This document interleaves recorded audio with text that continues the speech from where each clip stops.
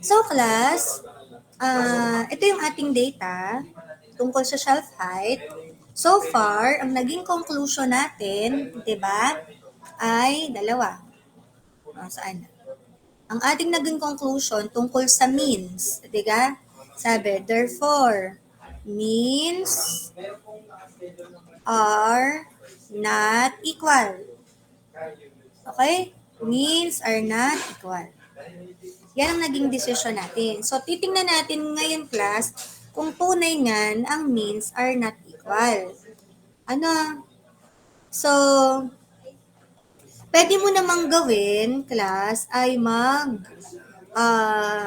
magtites ka, padalwa-dalwa. Tumunang pair na to, tumunang pair na to. Sorry. Itong sunod na pair, at saka yung ni at saka yung I. So, medyo matagal gawin yon. So, ang gala natin kung bakit tayo naggawa ng one-factor analysis ay, mali ang aking ay para shorten yung comparison ng more than two groups. Ang gagawin natin, class, ay punta tayo sa data analysis. Tinuro ko na sa inyo yan. Tapos, meron tayo ditong ANOVA single factor. Ano? So far, ang mga naturo ko sa inyo ay yung descriptive stat, tapos yung regression analysis, yun pala ang, at saka yung mga test yan, hypothesis testing na yan. Ano? So tayo ngayon nasa ANOVA single factor. Click natin yung okay. Tapos sa input range ay choose po natin yung mga data. Okay? Kasama yung kanilang level. Para hindi lumabas ng group 1, group 2, and group 3. Ano? So, label on the first row, 0.01 ng alpha, output range dito na natin ilagay sa loob ng material natin. Okay? Enter, click OK. Yan. So, meron po siyang solution dito. Ay, yan. Napalaki. Discuss natin kasi yung naging outcome ang ating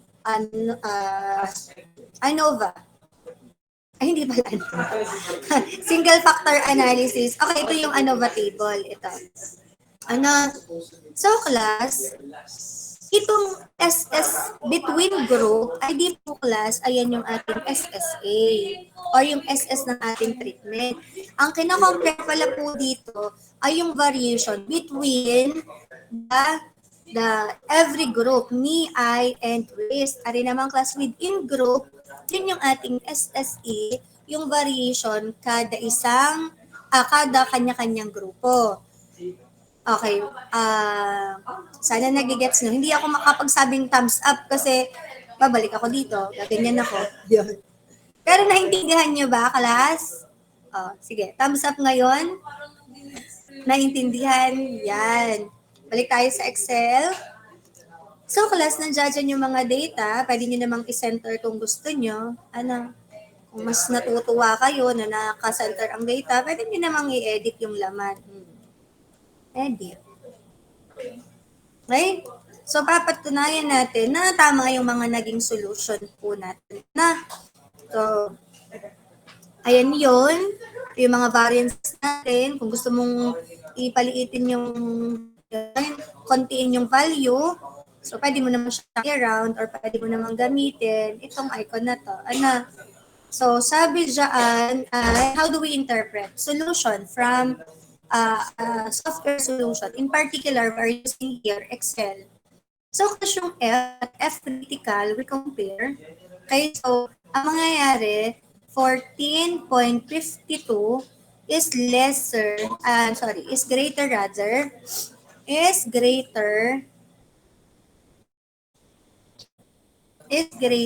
than 5.780. Yan. F. So, titingnan natin ngayon. So, magiging conclusion natin dyan ay reject. Okay? Reject our null hypothesis that the means are indeed equal. So, that means not kahulugan, kundi averages, yung daily sales are not equal. Okay? They are not equal. At p-value naman, ang mangyayari ay 0.00011,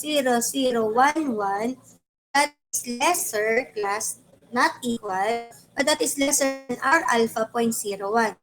So, alam din naman natin na we reject the null hypothesis if our computed value is lesser or equal to our alpha, p-value approach.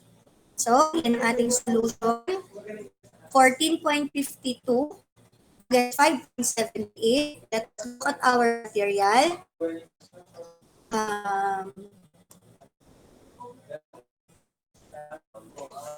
Nasaan? Yan class, p-value approach. Ano? Tingnan natin yung ating ginawang final table. Yan class. Tama naman yung solution natin sa ANOVA. Tama din, nakuha natin critical value from the table 5.78. So, naunawaan ba kung paano nag-i-interpret at nagsusolve sa Excel muna ng ating single factor. Okay? Next. Yung isa naman, yung isang value. So, we have here, class, yung ating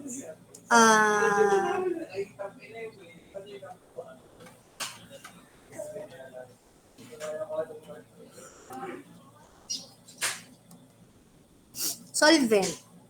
Okay, dito sa solvent, ganun din. Check natin paano nagsusolve by Excel.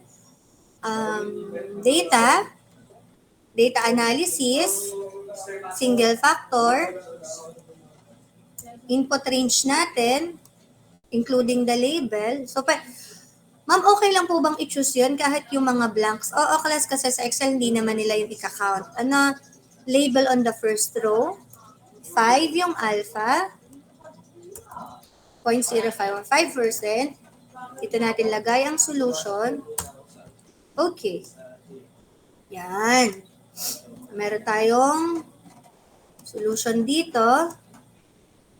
Ating i-interpret. At i-compare natin dun sa ginawa natin nung last meeting, previous week. Hindi ba? 2 weeks ago. Yan. So, class dito, ganyan ulit ang ating approach. Ay, kaya alam nyo na, nalungkot ako na binigyan ko kayo ng multiple linear regression.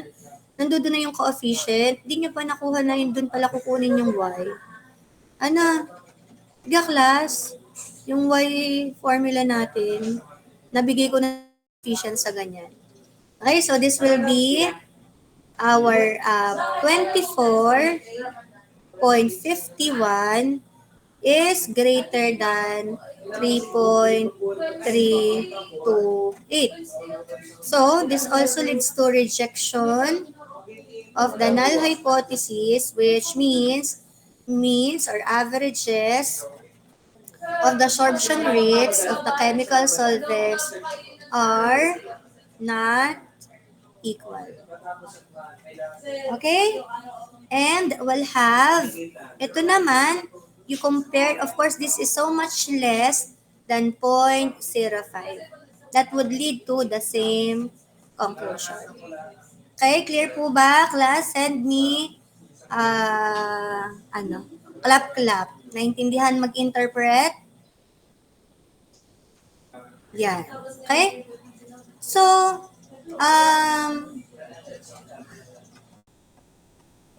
kung gusto nyo namang gawin class, halimbawa, gusto kong malaman kung equal talaga or hindi yung means nila. So ang gagawin natin, i-copy ko to.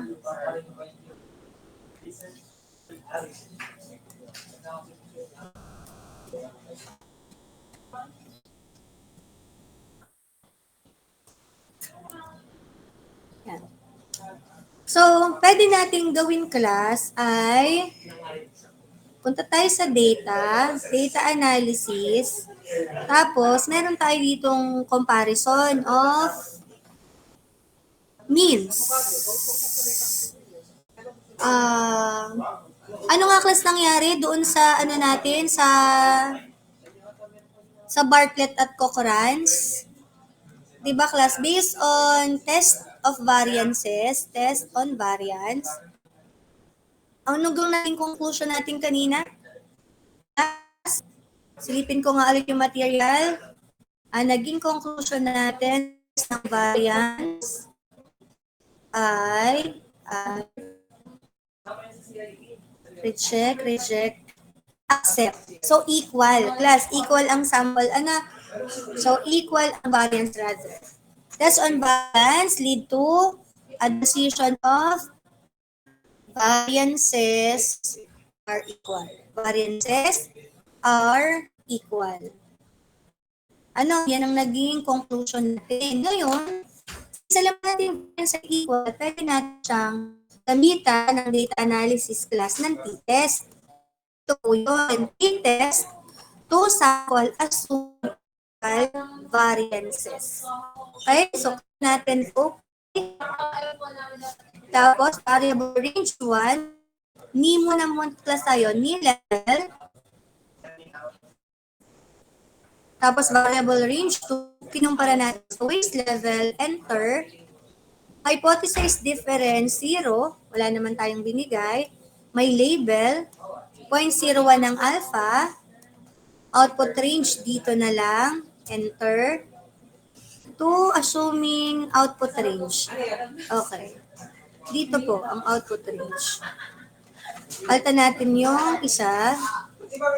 Lumipat, enter. C4, B4, okay na. Click. Yan. So, meron ngayon tayong solution dito, class, at makakapag-interpret tayo na how do we interpret? So, this is comparison, class.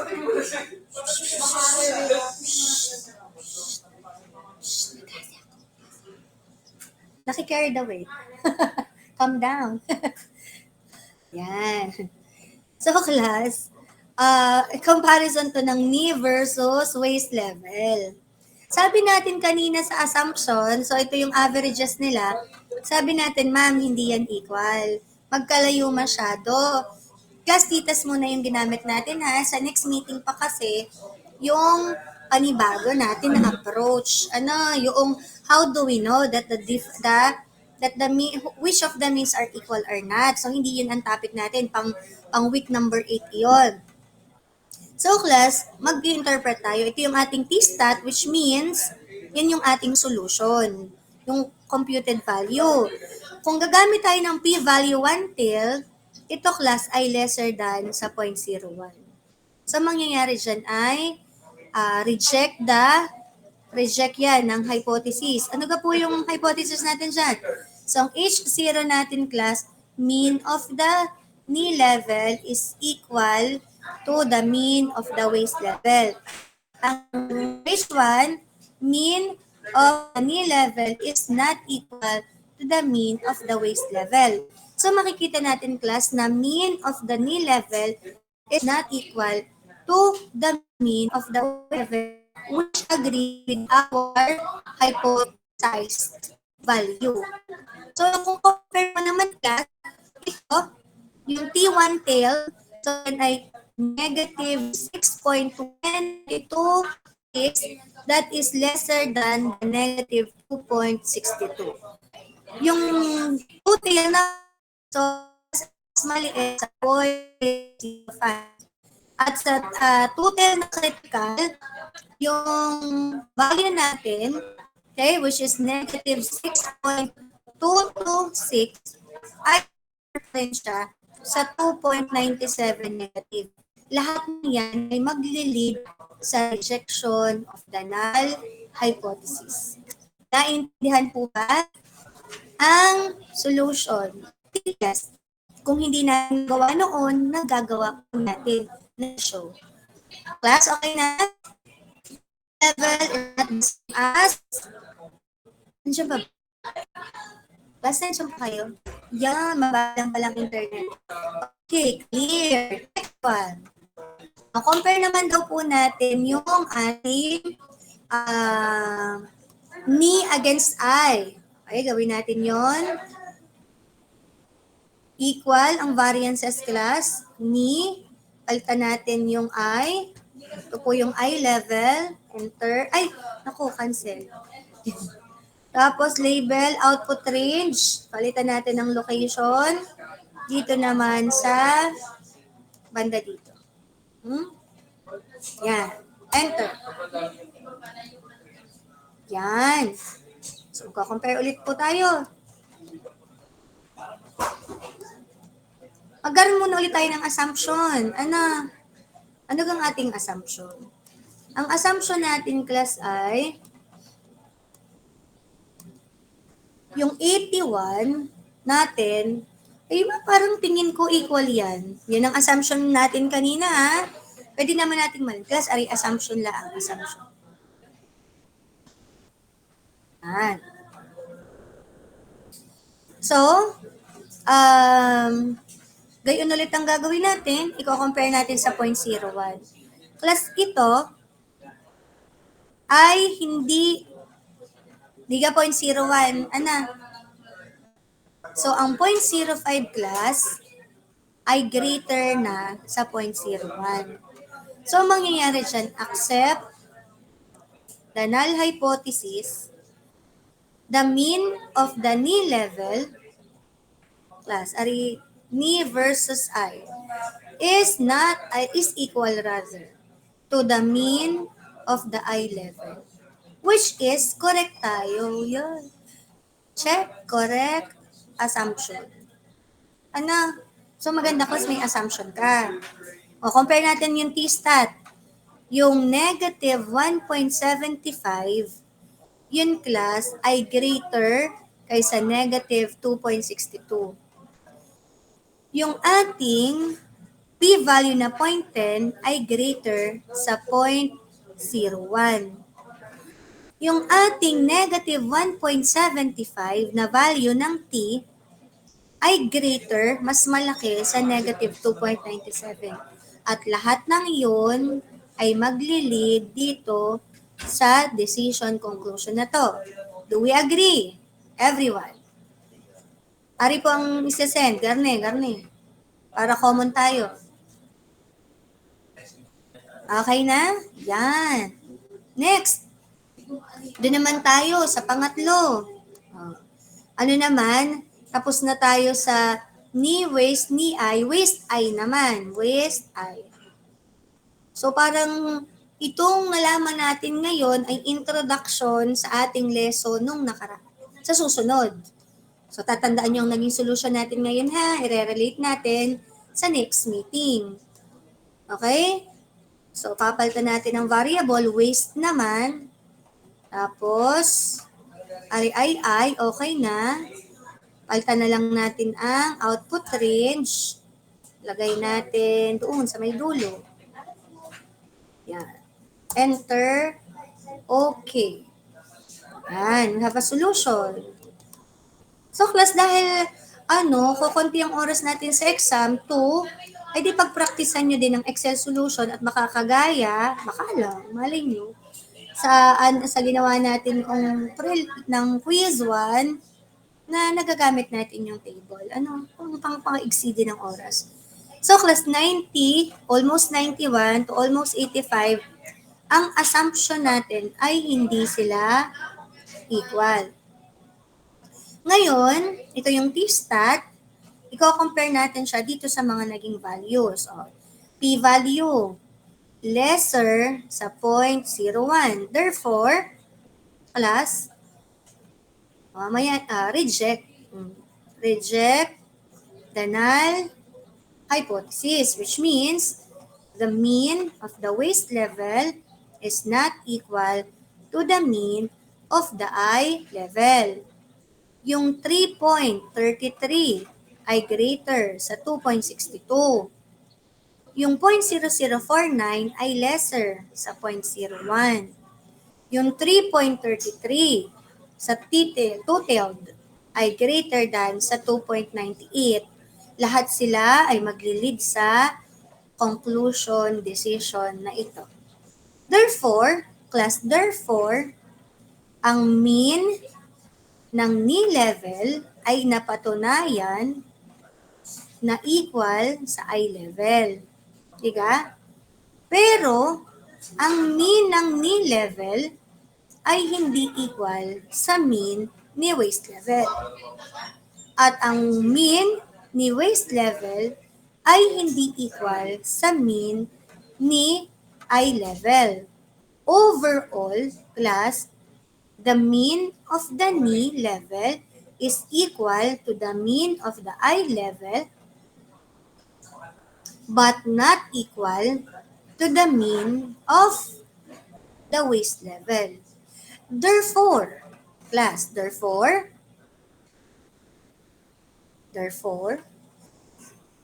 si,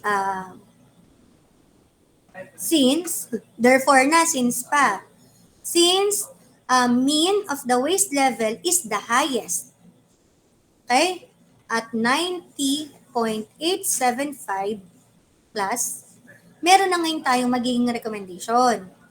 We will recommend to display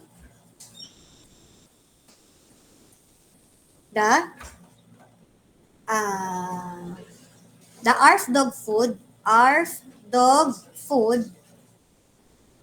to in waist level of the shelf.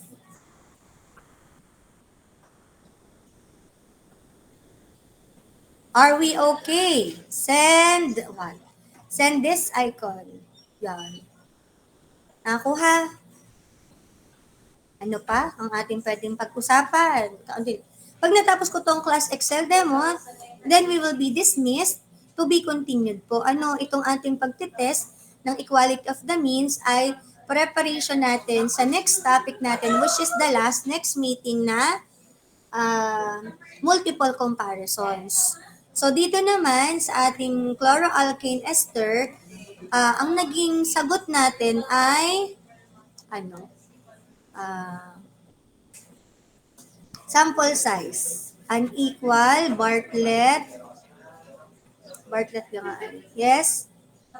The variances are not equal. Yun. Plus, sabi dito, sa ating initial solution, balik, variances are equal, means are not equal. Okay? Para naman kay solvent class, ay solvent, dalawang bagay ang naalaman natin, means not equal, variances not equal. So, paano po tayo magte-test? Okay, using data analysis class, meron tayo ditong t-test ng equal at unequal. So ngayon, alam ba natin kung equal yung variance? Meron ba ditong f-test? Meron class na f-test dito. So ang gagawin natin muna ay aalamin kung aling variance ang hindi equal kanino. Okay, so mag-f-test muna tayo. F-test, okay. Tapos, variable range 1, piliin natin si aromatics. Ano na yan?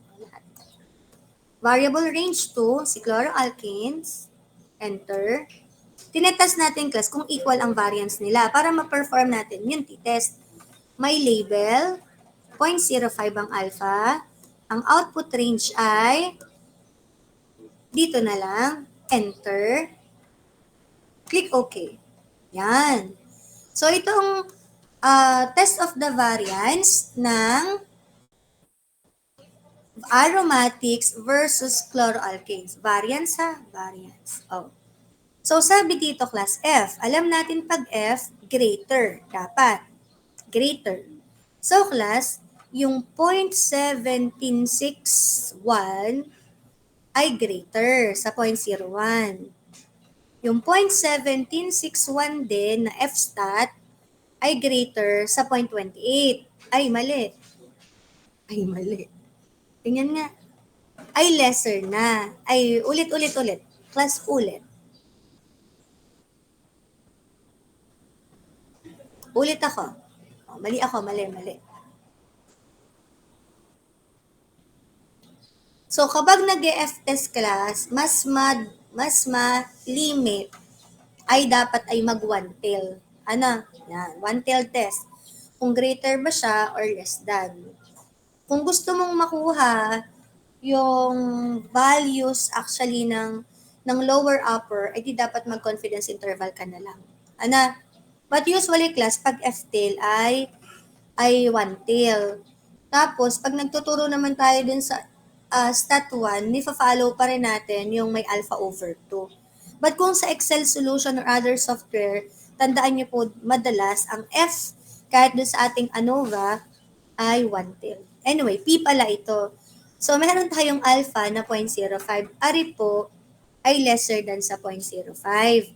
At yung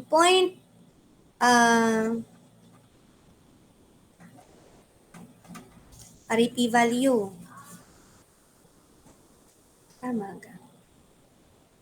Pag lesser, mare-reject ang null. Mapaisip ako, class.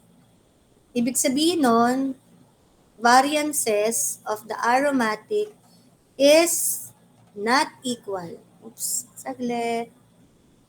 Is not equal to the variance of the chloroalkane. Okay? Ari naman ay 0.1761. Siya ay lesser. Class, lesser yan. Di kapag lesser, dapat ay magiging ano ba nangyari? Dapat ay magiging pag F-test, correct. Class, anong iniisip ko? One-tail. So, sa pag one-tail, F-test, one-tail. Niisip ko kung alin ang gagamitin, kung yung greater ba or yung less than. Kasi sanay tayo, pag nag-F-test ay 2. So, dahil nag-cause yun ng konting confusion sa akin at mahirap ng magkakamali, So, doon na lang muna tayo magbe-base class sa p-value. Okay lang po ba? Paki-thumbs up. Ibe-verify ko muna yung sa F. Kasi sanay tayo na nagto-two-side. Kung sa less na natin igagawin class yon, dahil siya ay lesser, mare-reject din natin yon. Madali naman ako magsabi na, class, ito'y lesser. Diga? Pero, titingnan natin yung context na bakit po less than yung nipili. Kaya, mag-base muna tayo sa p-value na nag-reject. Okay? So, kung nagre-reject tayo, class, na hindi equal ang variance, tingnan nyo naman class yung variance. Ang variance na ay 0.02 at saka 0.16. Ay di magkalayo nga din naman niya. Magkalayo. Yeah. Not equal nga talaga yon. At dahil alam na natin hindi equal, kailangan na natin bilisan at ang target ko class, mabigyan ko ng kaunti pa kayong preparation sa next na subject. Data analysis tayo. Alam na natin na unequal yung variance, pwede na tayong mag-t-test. T-test, to sample assuming unequal variance, click OK. Ang data natin ay ito, aromatics, enter. And then chloroalkanes, enter. Hypothesized difference, walang nabigay, may label, 0.05, output range, lagay natin din sa tabi. Okay. Okay, compare natin, test of the variances class na. So, sabi natin, sa test ng variance, base dito, mean, ay para namang magkapareho lang, para magkalapit class. Assumption natin yon. Marunong na naman kayong mag-interpret nito. Sige, gagawin ko na din pala. One tail, lesser than 0.05, negative 0.42 is greater than negative 1.8 kasi negative class. P-value lesser than 0.05, negative 0.42 is greater than negative 2.62. Therefore, all of this would lead to rejection of the Mali ako. Mali ang aking... Saglit. Nalilito. Whoop. Ko-correct niyo ako kung mali ang nasasabi ko. Ari, greater. Greater siya, reject. Mali. Accept pala. Accept class. Accept. Ari naman ay greater. I-reject lamang kapag lesser. Tama. So, ang conclusion natin, class, ay accept the null hypothesis. Mean of the aromatic is equal to the mean of the chloroalkene. Naintindihan po? Heart shape. Heart shape. Okay, next. Mapapractice ulit sa sunod. Ari class. F-test ulit tayo. Kukunin natin si aromatic ba at si ester ay equal ang F. Di data analysis tayo. Punta muna tayo sa F-test. Okay. Aromatic ang una. Tapos ester. Enter. 0.05. Palitan ng output range. Dito natin lagay. Enter ulit. Yan. May value na. So, mag-assume muna din tayo. Variance ang pinag-uusapan. 0.02, 0.04, parang equal naman. Para lang 0.03, 0.04, parang equal. Pwedeng mali ako, assumption ko lang naman yon. Tapos gamitin na lang natin class yung P ulit. Ko-compare natin kung lesser siya sa ating alpha na 0.05.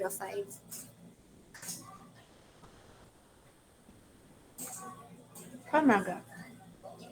Variance. P-value 1 till 0.28.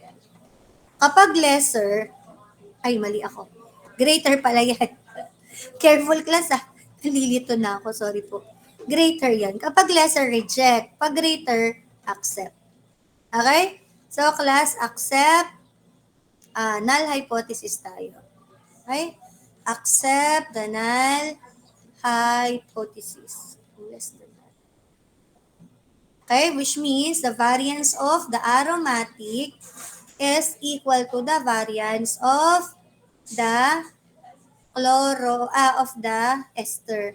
So tama naman class, yung naging solution natin kay Bartlett's test na hindi nga equal yung na hindi nga equal yung variances nila kasi ari ay not equal at ito naman yung equal. Gets nyo? Napapatunayan natin na tama yung naging solution natin kanina. Thumbs up. Right? Nag-a-agree yung mga solution natin. Class pa thumbs up, gets nyo naman na hindi talaga equal yung variances. Tama si Bartlett. Okay? Tama si Bartlett. Si Cochran po, tama din ba? Hindi natin wala tayong sagot para doon kasi si Cochran ay para sa equal lang. Itong data natin ay unequal sample. Okay? Moving to the last three solution, data analysis, equal yung variance, pwede nang gumamit ng t-test, okay? And then, we have to compare variable 1,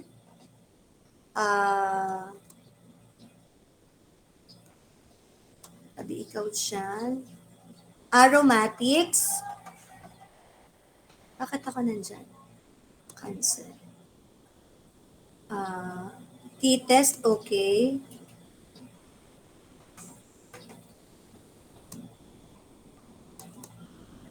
Ari po yung aking data, si aromatics. Tapos, enter. Cancel. Variable range 2, si ester. Esters pala. Label, output range. Sa baba. Pangalawa palang question na, T-test. F-test pala.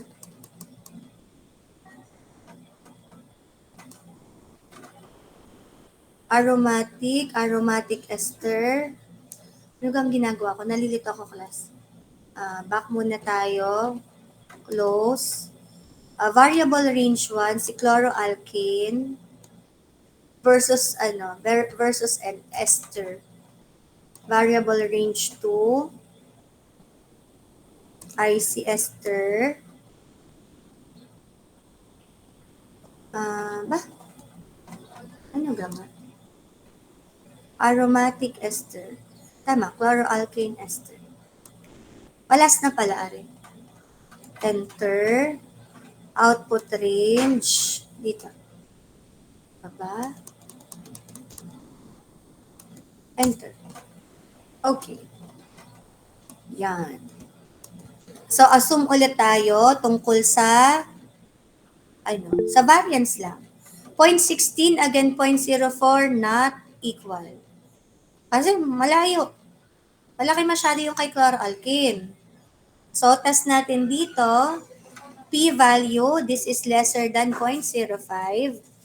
And then sa P-critical, 5.38 is greater than 2.51. 2.43 to the negative 5.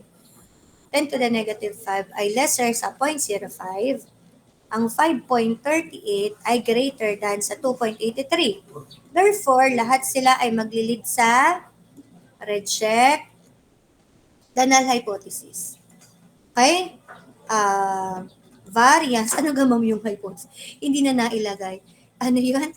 Variance ng chloroalkane ay hindi equal sa variance ni ester. Ano po? So, pwede nyo ilagay dyan yung hypothesis nyo. Variance. Okay, ni chloroalkane ay equal sa variance ni ester. Ang variance class ni chloroalkane ay hindi equal sa variance. So, yung iba class na hindi ko nalagyan, know the drill, yun po ay kailangan yung lagayin. So, unequal yung variance. Pwede nating lagay yung data. Analysis natin. Assuming unequal ulit. Okay? Click OK. And then variable range 1, okay na. Variable range 2, hindi pala. Chloroalkane dapat yon. Enter. Ay. Tapos, ester. Label, output range, palitan. Natin lalagay yon.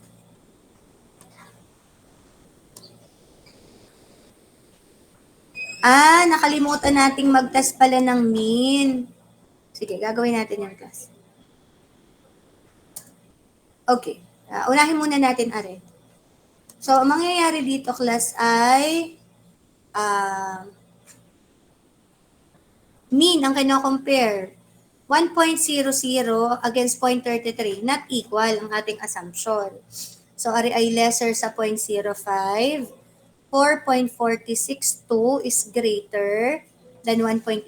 This is lesser than 0.05. 4.462 is greater than 2.62.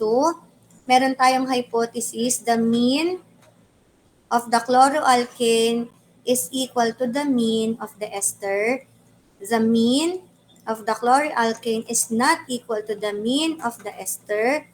Therefore, on our conclusion based on these values, critical values comparison ay reject the null hypothesis. The mean of the chloroalkane is not equal to the mean of the ester, which is correct sa ating assumption. Kita naman na masyadong malayo.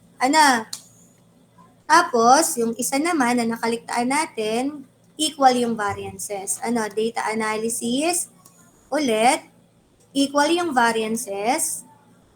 Ulitan natin to. This is aromatic versus ester. Aromatic.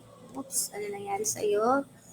Yan, naghang ng bahagya. Intayin lang natin saglit. Aromatic. Enter. Kukumpara kay ester. Enter. Hypothesize difference. Palitan ang output range. Ayan ang ating output range. Pini. Enter. Cancel. Bakit ko kinancel? Kasi class, may mag-override.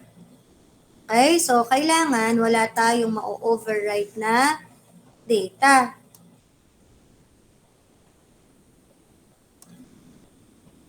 Mas mahaba kasi. So, lipat natin. Mas kailangan mo lang overwrite na magaganap. Dito natin lagay. Yan. Kumasya naman. Balik na natin. Yan. So, class, ang assumption natin sa mean ay magkaiba sila. Not equal na 0.94 against 0.33. So, gamitin natin yung values are less than 0.05.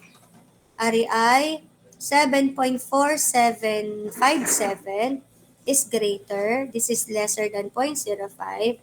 7.4757 is greater also. Sana nasasanay na kayo sa pagkukumpara sa ating mga critical values. So, lahat ito, lagyan natin ang hypothesis. Mean of the aromatic is equal to the mean of the ester. H1, the mean of the aromatic is not equal to the mean of the ester. Of course, alpha is 0.05. We know that. It will lead our conclusion to reject the null hypothesis.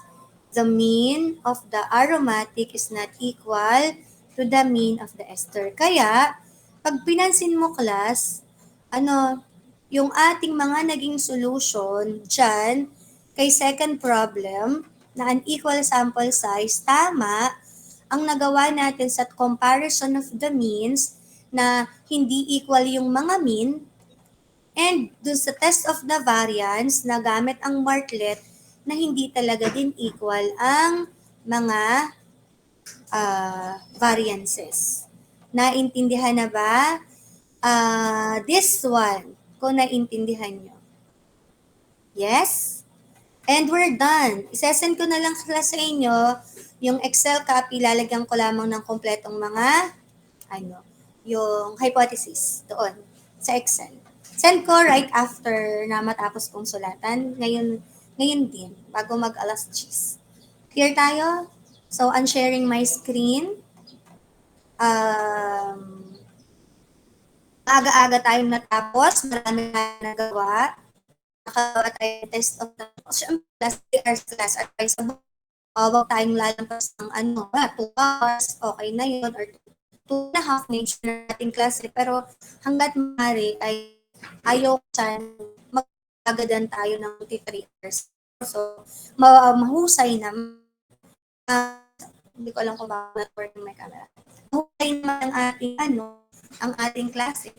Ay ni 05 sa akin yung kalapit. That's it for today.